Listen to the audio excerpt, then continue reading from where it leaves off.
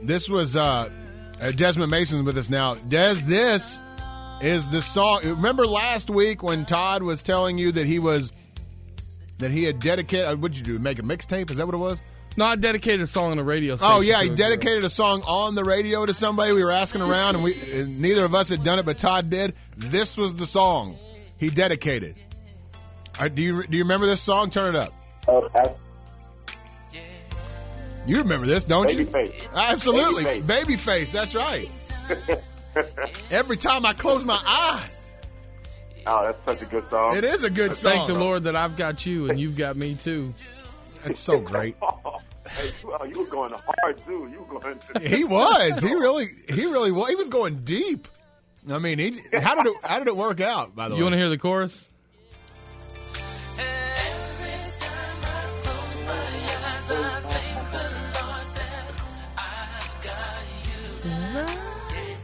And Mariah in the background. Yeah. Ooh, so good. It is so good. Desmond Mason with us just the way you wanted to start. Hey, I tell you what, pot that up. Keep that potted up while I tell you one piece of breaking news, because who doesn't like breaking news, said over the top of Babyface. I think Walter Cronkite delivered the JFK news over Babyface, That's right. if I'm not mistaken. This right behind that. Oklahoma safety Hatari Bird was cited early January 24th in Norman on complaints of possession of drug paraphernalia by a minor and possession of alcohol by a minor. This is from Guerin Emig. According to the incident report, police observed the 20-year-old Bird driving left of the center line and right of lane markers and speeding on East Lindsay just past 2 a.m. January 24th. The officer who pulled Bird over discovered a small plastic bag of marijuana in the driver's seat and a bottle of Fireball cinnamon whiskey in the passenger floorboard. He got caught with Fireball? According to the report, there was a 1 written on the baggie. When the officer was asked about it, Bird said it meant 1 gram. The officer cited Bird for 2 misdemeanor offenses and released him from the scene. We could all be so lucky. Bird played in all 13 OU games last fall, made 17 tackles, broke up 3 passes, and forced a fumble. He is expected to contend for a starting position at safety next season. Dez, is the are the Thunder? Oh God! Don't play. Sorry, I had to play the Fireball. He had Fireball.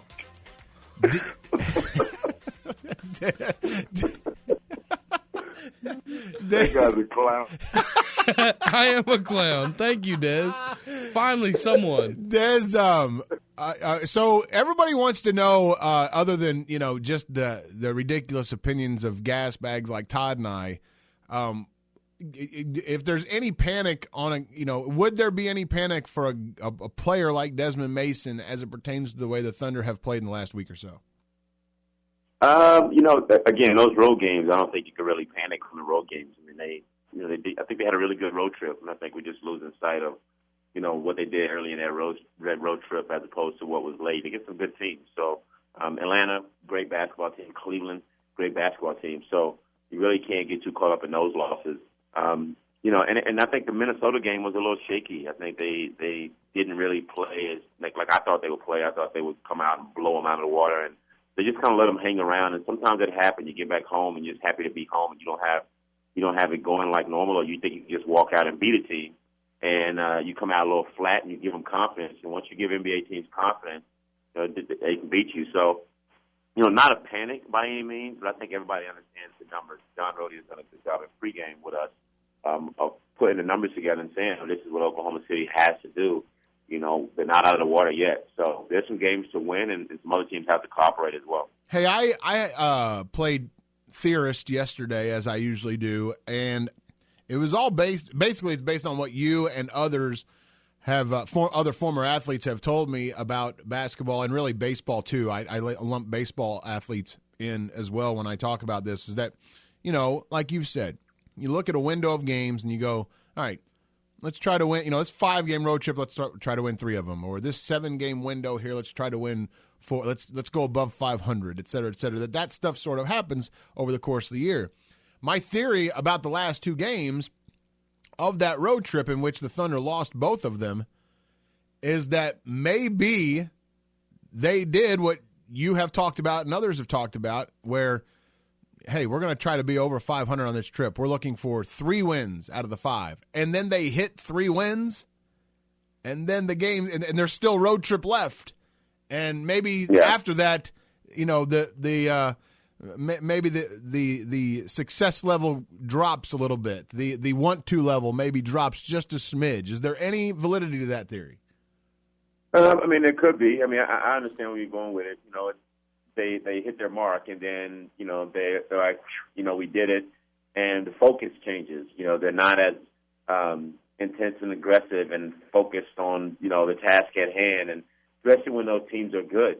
When they're good and you're not focused, you lose games. It's just what happens in all sports. And so I can see some of that, knowing that Washington was going to be a big one to jump out on, and they had Washington, and Washington was one that was kind of like their first challenge on the road trip.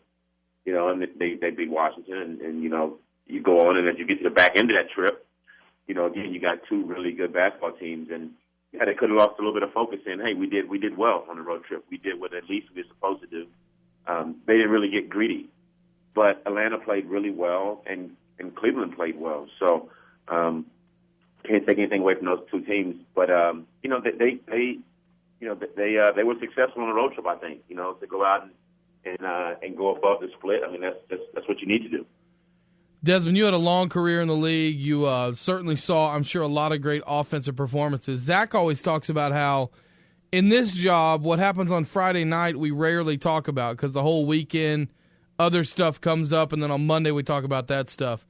But one thing we didn't talk about yesterday, Zach, and I want to ask Desmond about, what was your reaction when you saw that Klay Thompson had scored 37 points in one quarter against the Sacramento Kings?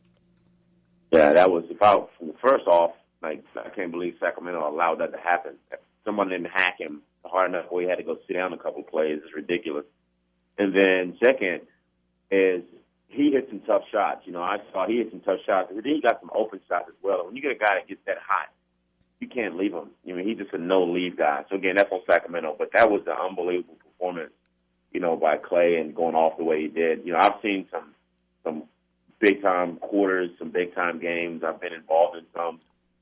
But that was as good as it gets right there, man. He had it going, and but again, the really good players, and it's nothing against him. The really good ones, they can sustain that. That's why Kobe had 82. I can remember playing in another game, sitting on the bench, watching the ticker in the arena, and it's like he had 60 in the third quarter, and he still went out and scored 22 in the last quarter. It was just that was amazing, and but Klay Thompson, man, that was a big time quarter for sure. I know that you were a guy that you took pride in how you played defensively. Was there ever a night that you can remember, one that sticks out, where you're like, I just can't stop this guy. Everything he throws is going in. One time in my 10 years of playing, and I was, I had the task, and unfortunately the task too, because I learned a lot, and it was an honor to do it, to guard the best scorers in the game for 10 years every night. That was my job. And when I was a rookie, I ran into Allan Houston when he was in New York, and he had it rolling. And I only got to score 50. To me, scoring 50, that's embarrassing. Somebody scored 50 on you in the game and you're guarding him. But, it was nothing that I can do. I remember Coach saying, listen, that's the best defense you can play. He was just making shots. He was one of the hardest guys I ever had to guard anyway, but he just made big-time shots. And I've guarded Kobe and T-Mac and Vince and all LeBron, Kevin, all those guys, but that night was one of the most embarrassing, nights of my life because I prided myself in defense. But it never happened again, and I did. Once a guy got going, I knew to get physical enough with him that, I would frustrate him and, foul him hard enough that he wouldn't go to the basket again. I took the challenge every night.